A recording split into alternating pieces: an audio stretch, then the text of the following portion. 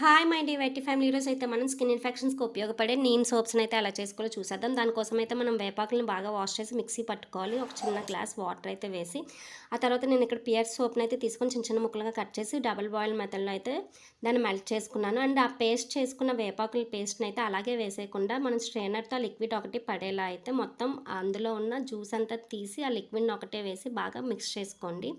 అలా చేయడం వల్ల సోప్ అయితే మనకు స్మూత్గా వస్తుంది. సో, అలా వేపాకుల రసం వేసిన తర్వాత 1 మినిట్ అయితే బాయిల్ అయినిస్తే చాలు.